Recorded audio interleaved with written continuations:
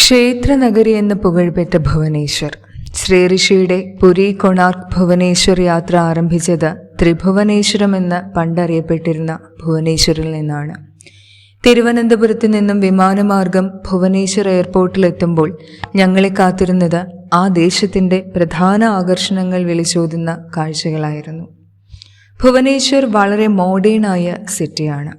എയർപോർട്ടിലും നമുക്കത് അനുഭവപ്പെടും. ആധുനിക സൗകര്യങ്ങളിൽ നാടിൻ്റെ സാംസ്കാരിക മേന്മ വിളിച്ചോതുന്ന കലാവൈവിധ്യം എയർപോർട്ടിനുള്ളിൽ ഉടനീളമുണ്ട്.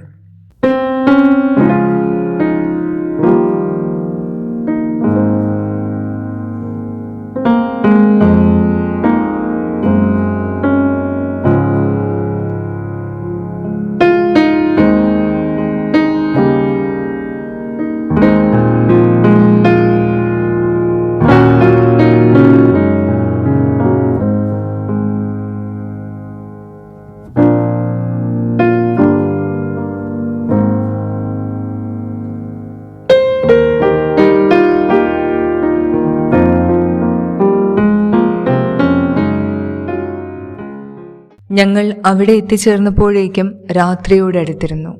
അവിടെ നിന്നും നഗരത്തിൻ്റെ രാത്രി കാഴ്ചകളിലൂടെ ഞങ്ങൾ സഞ്ചരിച്ചു.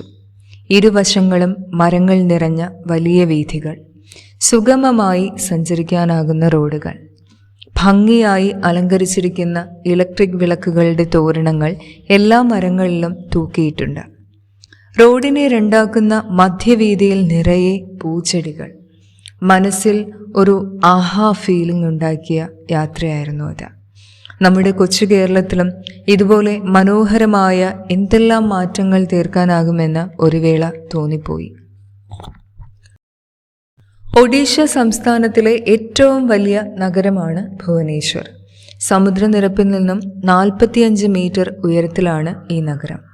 വളരെ പുരാതനമായ ഈ നഗരം മഹാനദി ഡെൽറ്റയിലാണ് നിലകൊള്ളുന്നത്. പണ്ട് മന്ദിരമാലിനി എന്നും ഭുവനേശ്വർ അറിയപ്പെട്ടിരുന്നു. ഏകദേശം 700-ലധികം ക്ഷേത്രങ്ങൾ ഇവിടെ ഉണ്ടായിരുന്നത്രേ. ജർമ്മൻ ആർക്കിടെക്റ്റായ ഒട്ടോ കോണിഗ്സ്ബർഗർ ആണ് ഇന്നത്തെ ഭുവനേശ്വർ നഗരം രൂപകൽപ്പന ചെയ്തത്. ഭുവനേശ്വറിലെത്തിയ ഞങ്ങൾക്ക് ഒരു മലയാളിയുടെ റെസ്റ്റോറൻറ്റ് താമസ സ്ഥലത്തിനടുത്ത് തന്നെ കിട്ടിയതിനാൽ ബ്രേക്ക്ഫാസ്റ്റും ഡിന്നറും കേരളത്തിൻ്റെ തനത് രുചിയിൽ തന്നെ കഴിക്കാനായി.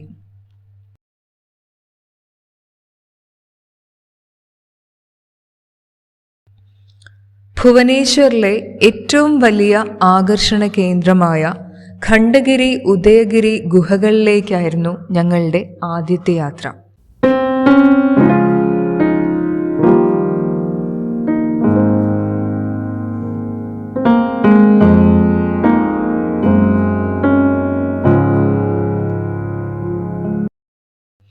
₹15 പ്രവേശന ഫീസ്.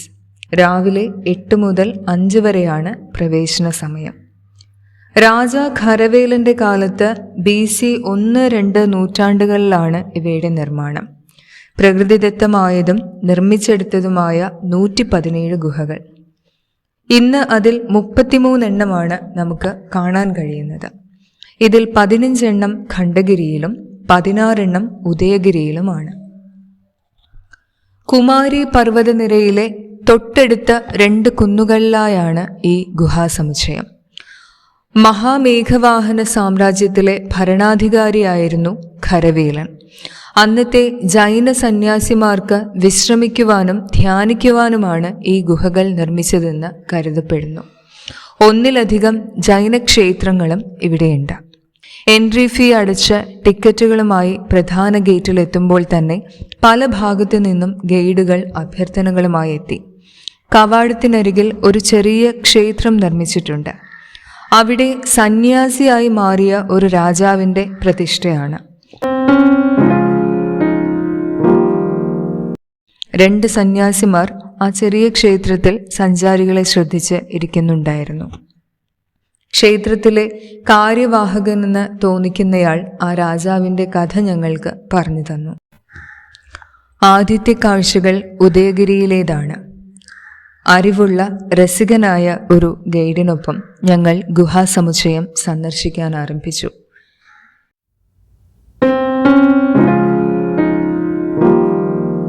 ചില ഗുഹകൾ 2 നിലകൾ ഉള്ളതാണ്. നടത്തം അനായാസമാക്കും വിധം നല്ല നടപ്പാതകൾ.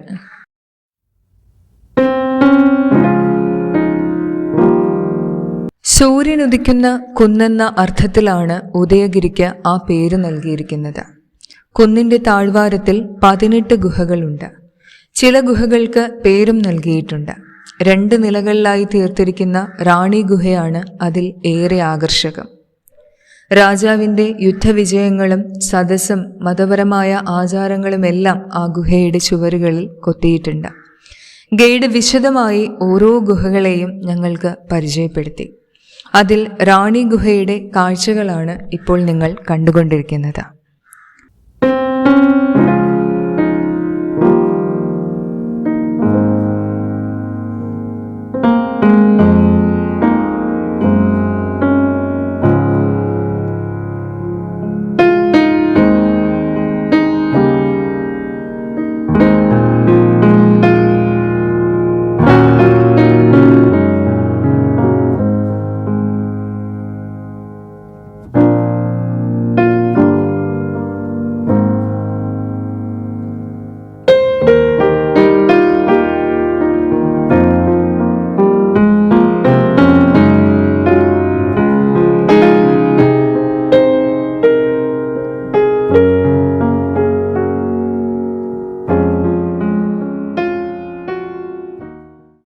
ഗുഹയുടെ മുന്നിലെ ഒരു പ്രത്യേക ഭാഗത്തു നിന്ന് സംസാരിച്ചാൽ വളരെയധികം എക്കോ ഫീൽ ചെയ്യുന്നത് ഗൈഡ് ഞങ്ങൾക്ക് ഡെമോൺസ്ട്രേറ്റ് ചെയ്യുകയുണ്ടായി.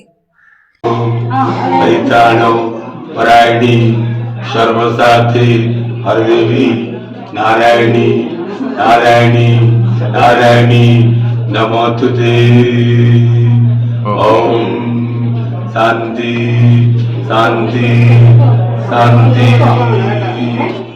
മറ്റൊരു പ്രധാന ഗുഹയാണ് ഗണേശ ഗുഹ.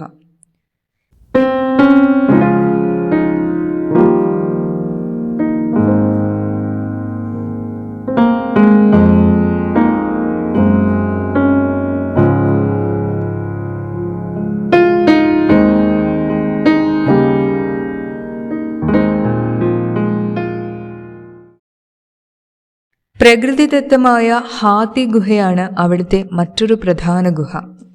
രാജാ ഖരവേലന്റെ ഒരു ശിലാലിഖിതം ഉള്ളതാണ് ആ ഗുഹയെ പ്രാധാന്യമുള്ളതാക്കി തീർക്കുന്നത്. ഗൈഡ് ഞങ്ങൾക്കത് കാണിച്ചു തന്നു.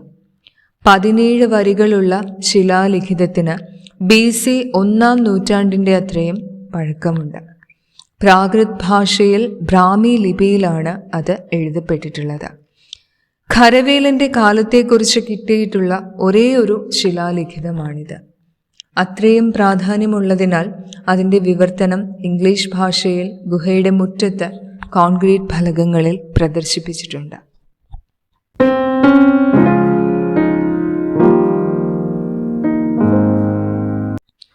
ഒരു കടുവയുടെ തലയുടെ ആകൃതിയിൽ പ്രവേശന ഭാഗമുള്ള ഗുഹയാണ് വ്യാഘ്ര ഗുഹ അഥവാ ബാഘഗുഹ. ഹാത്തി ഗുഹയുടെ വലതുവശത്ത് അല്പം മുകളിലത്തെ നിരയിലാണ് ഇതിൻ്റെ സ്ഥാനം. 12-ാം നമ്പർ ഗുഹയാണിത്. ഒരു തുറന്ന വരാന്തയോടുകൂടിയ ഈ ഗുഹയിൽ ചെറിയ 2 വരി ബ്രാഹ്മി ലിപിയിലുള്ള എഴുത്ത് രേഖപ്പെടുത്തിയിട്ടുണ്ട്. പല ഗുഹകളും കണ്ട് ഞങ്ങൾ നടന്നു. ഗുഹയ്ക്കുള്ളിൽ താളിയോല വയ്ക്കാനുള്ള ഷെൽഫാണ് ഇപ്പോൾ കാണുന്നത്. കൂടാതെ അകത്തും പുറത്തും കർട്ടൻ തൂക്കുന്ന കമ്പുകൾ വയ്ക്കുന്ന ദ്വാരങ്ങളും ഗൈഡ് ഞങ്ങൾക്ക് കാണിച്ചു തന്നു. ഞങ്ങളുടെ ഗൈഡ് സന്ദർശകർക്ക് വളരെയധികം ഫിലോസഫിക്കലായ അറിവ് പകർന്നു നൽകാൻ ആഗ്രഹിക്കുന്ന ആളായിരുന്നു. ഞങ്ങളെല്ലാവർക്കും അദ്ദേഹത്തെ ഇഷ്ടപ്പെട്ടു. ഉദയഗിരിയിലെ കാഴ്ചകൾ കണ്ട് പുറത്തിറങ്ങി ഭക്ഷണം കഴിച്ച ശേഷം ഞങ്ങൾ ഖണ്ഡഗിരിയിലേക്ക് കയറി.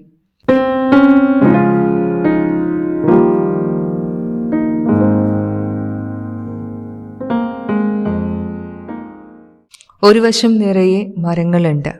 ധാരാളം കുരങ്ങന്മാരെയും കാണാം.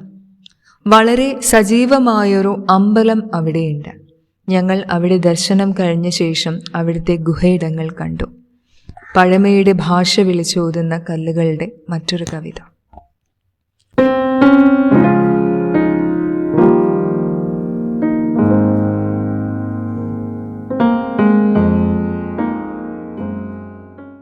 നവമുനി ഗുഹയാണ് ഇവിടുത്തെ പ്രധാന ആകർഷണങ്ങളിലൊന്ന്. 11-ാം നൂറ്റാണ്ടിൽ സോമവംശി സാമ്രാജ്യകാലത്ത് 9 ജൈന തീർത്ഥങ്കരന്മാരുടെ രൂപം ഈ ഗുഹയുടെ ചുവരുകളിൽ ചേർക്കപ്പെട്ടിട്ടുണ്ട്. വളരെ രസകരമാണ് ഇവിടുത്തെ 12 ഗുഹകളുടെ പേരുകൾ. 12, 13 നമ്പറിലുള്ള ഗുഹകൾക്ക് പേരില്ല. തത്തോവ, അനന്ത, ധ്യാന, ഭാരഭുജി, ത്രിശൂല, ലലാട്ടേണ്ടുകേസരി, അംബിക, നവമുനി എന്നിങ്ങനെയാണ് വിവിധ ഗുഹകളുടെ പേരുകൾ. കാഴ്ചകൾ കണ്ടിറങ്ങുമ്പോഴേക്കും വൈകുന്നേരമായിട്ടുണ്ടായിരുന്നു. ഇനി യാത്ര ലിംഗരാജ ക്ഷേത്രത്തിലേക്കാണ്. ആ വിശേഷങ്ങൾ അടുത്ത വീഡിയോയിൽ. വീഡിയോ എല്ലാവർക്കും ഇഷ്ടപ്പെട്ടല്ലോ. തീർച്ചയായും ശ്രീ ഋഷിയുടെ ചാനൽ എല്ലാവരും സബ്സ്ക്രൈബ് ചെയ്യണം. പരമാവധി സുഹൃത്തുക്കൾക്ക് ഈ വീഡിയോ നിങ്ങൾ ഷെയർ ചെയ്യണം. അടുത്ത വീഡിയോയിൽ കാണുന്നത് വരെ ഏവർക്കും സ്നേഹപൂർവ്വം നമസ്കാരം.